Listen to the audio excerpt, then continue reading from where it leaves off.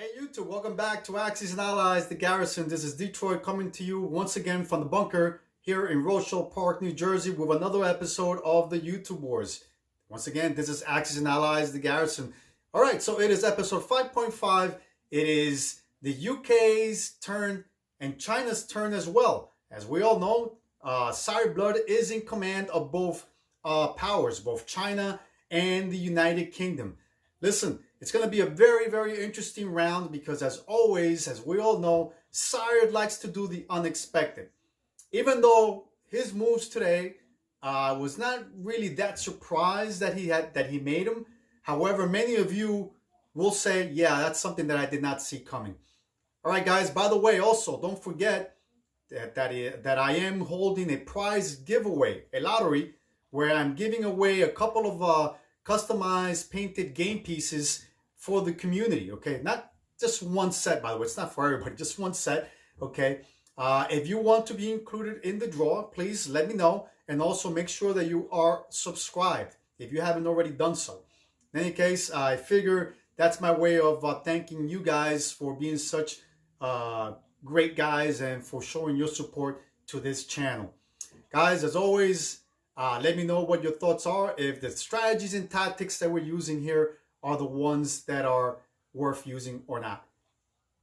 Enjoy the episode. All right, guys, it is episode 5.5. It is the United Kingdom's turn as well as China's turn. Now, Sire Blood is in command of both countries, okay, as we all know. Now, let's go ahead and review the current ground and naval situations for both the UK and China. Now, the UK in Northern Africa and the Middle East has an interesting situation where there is a struggle between the Italian forces and the British forces for the control of Egypt. Okay, these two powers that be have been going back and forth for the control of this strategically important territory. Okay, let's not forget that currently Italy is in possession of Egypt. Now, this is bound to change. It is the UK's turn, and I am sure that Sire is going to go ahead and launch an attack. And I'm not only sure, I know that he will launch an attack. And as a matter of fact, it is one of the battles, one of the two battles that he has declared for both China and the UK. All right, as I stated previously in other videos, pretty much the UK is non-existent in the Northern Atlantic. Okay, there is just no activity in the region whatsoever, or for that matter, even in the Mediterranean region.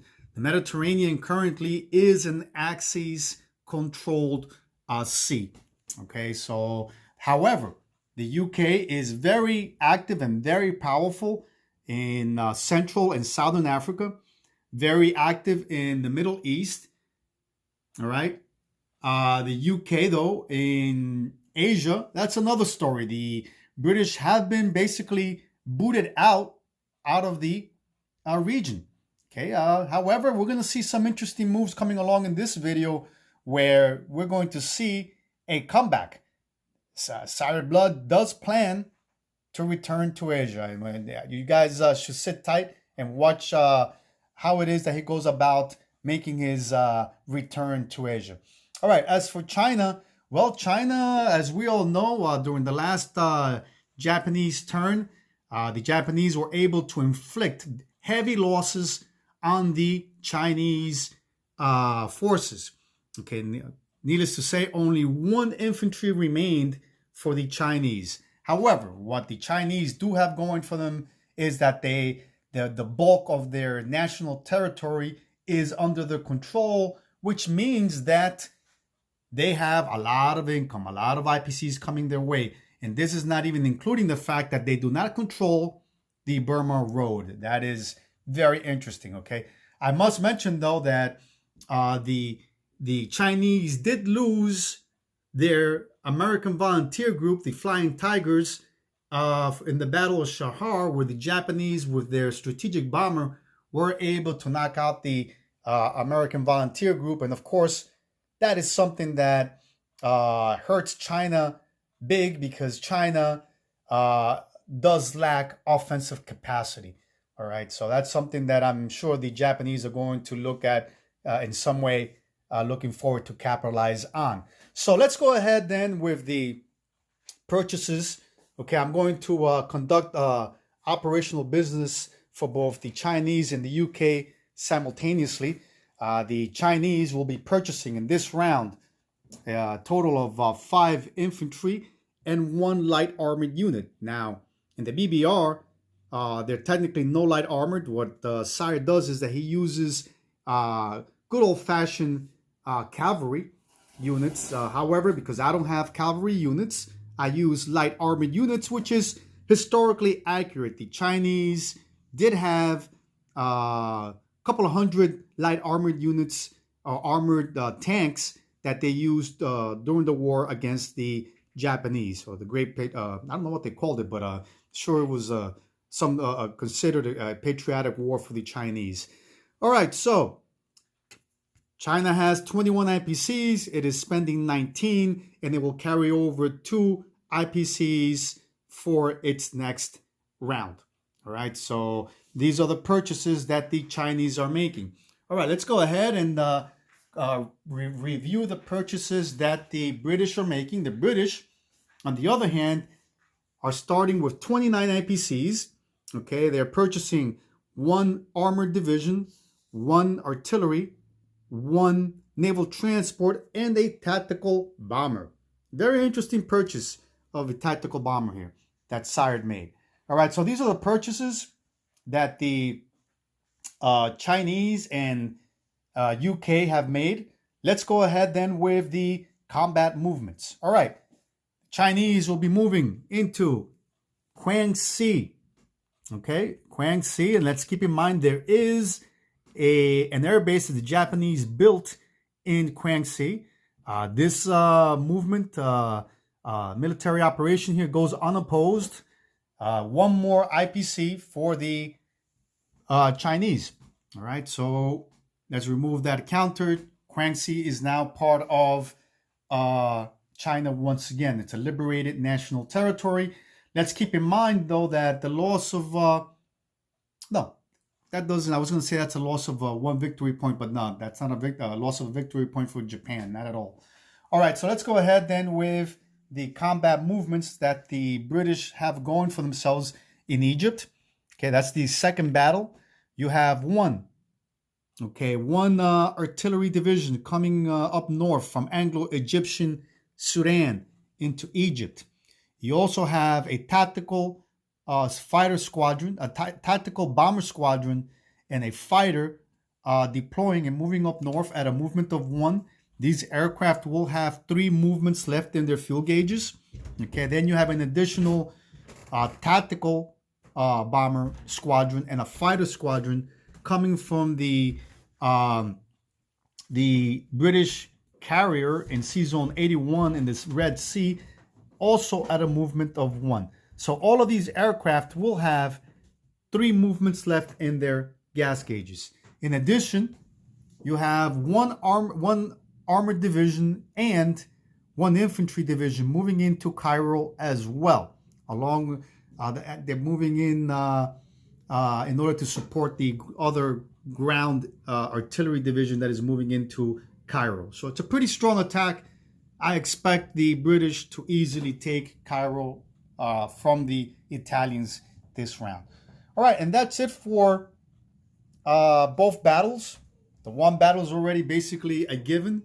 We're going to then go ahead with the battle for Cairo. Okay, this battle, as I said, has already been, not that I said, I believe I said it. In any case, it doesn't matter. The battle has already been resolved. The Italians lost both ground units. On their return fire, they were unable to inflict any damage on the British force, the attacking British army ground units. All right, let's go ahead with the non-combat movements. China has none. The only unit that China had on the board was the 1 ground infantry division that came over from Yunnan and took Guangxi. So there are no non-combats. let's go ahead though with the British, where there's a substantial number of non-combat units. All right, so let's start in South Africa. You have an artillery and infantry division, okay, coming from the Union of South Africa, okay.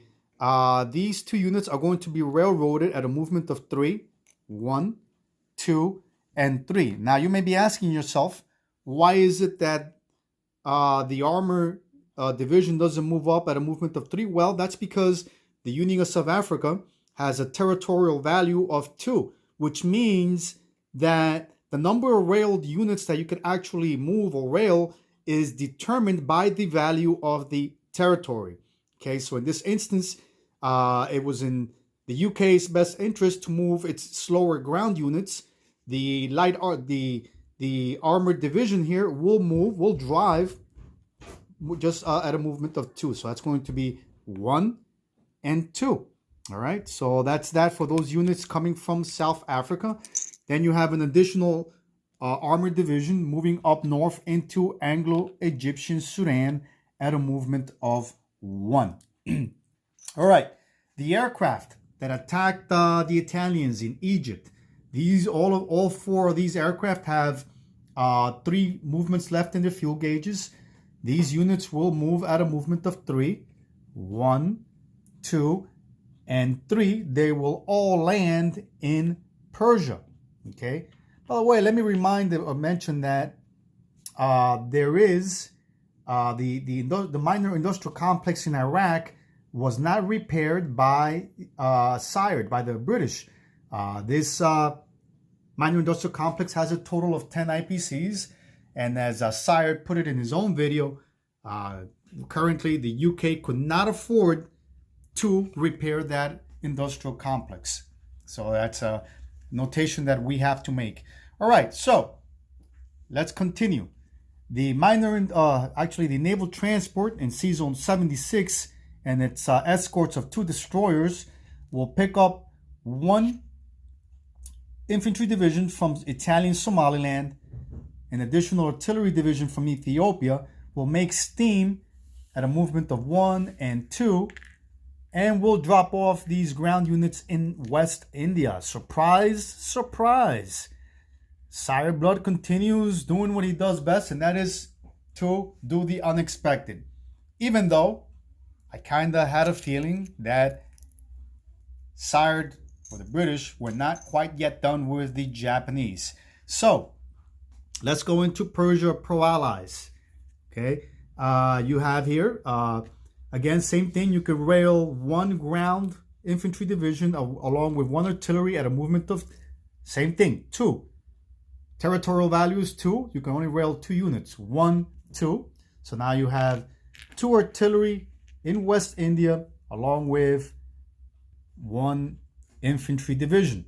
Okay, the armored division will just drive and is now in West India. So now in West India you have 2 infantry, 2 artillery, and 1 armored division. Okay, the infantry division in northwest Persia will move west at a movement of 1 and is now in pro-axis Iraq. All right, the rest of the British fleet in the Red Sea in Sea Zone 81 at a movement of 1 and 2, okay, will sail, make steam, and is now in what will be considered the Persian Gulf. Okay, so yeah, so now you have 2 British fleets, 1 in 80, consisting of a carrier, 1 destroyer, and 2 cruisers.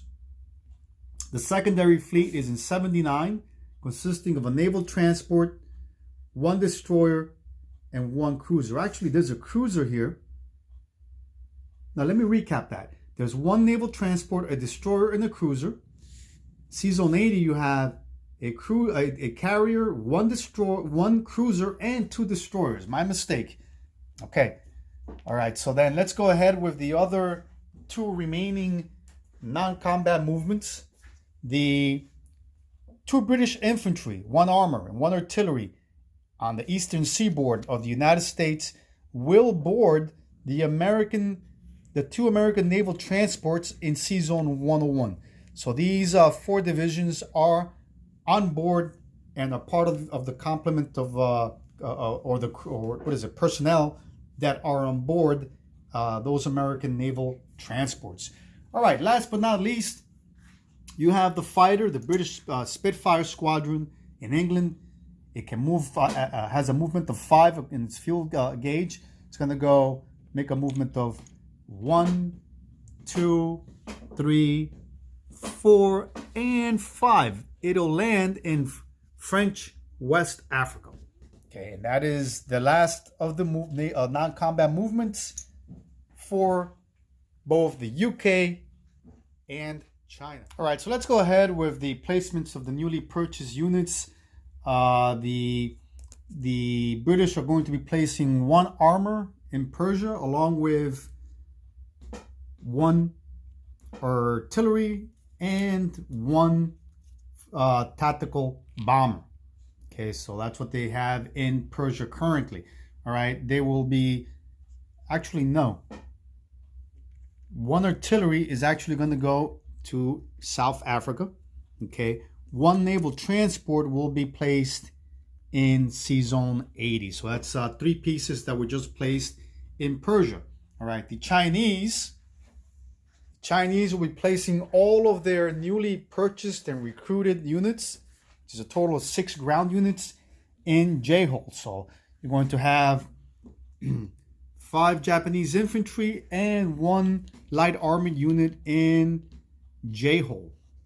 Okay, and that's it for the placements of both for both sides. Now the Chinese will be collecting a total of 18 IPCs. They did carry over 2, so they'll be total IPC count will be 20 IPCs that the Chinese will be carrying over for round 6. Now for the UK will be has in its income tracker a total of 35 IPCs. Let me remove that Italian marker there. And the German convoy disruption was unsuccessful. They did not inflict any damage on the British economy. So the British have 35 IPCs plus 1 IPC that they carried over this round. So they should be carrying over, according to SIRED, a total of 36 IPCs that they'll be carrying over the British to round 6. Okay, now just a few observations here. Power to SIRED, kudos, very interesting move. What he is now doing is that he is taking the accelerator off the Italians, okay, partially anyway, and now he's refocusing his attention towards the Japanese once again in Calcutta. All right, so question is, can the British take Calcutta? Well, it's a possibility, I'll be honest. However, tell you what, the Japanese have a card up their sleeve. Okay, they always do. And of course, as I said before, I am not totally surprised that SIRED came back this way again. I had that sneaking suspicion. I didn't voice it to my opinion, to my allies, but I felt that there was a good chance he will come back this way. Why? Because it makes sense. It really does. As unexpected as it is for some of you, it makes sense for the UK to once again threaten Calcutta. Why? Because Calcutta is a victory city. One battle here and you regain a victory city that will be very difficult for, at least in theory, for the Japanese to take back. Or at least in theory anyway. All right, guys, I think that's it for this episode. You have a resurgent China once again. Just another commentary here. You have a resurgent China. However, as we have all shown and proven that China can be a paper tiger. Okay, size does not matter. That's what she said. Anyway, guys, I hope you enjoyed this episode of Axis and Allies, the Garrison, the YouTube Wars. As I like to say always, don't forget to bunker down and play.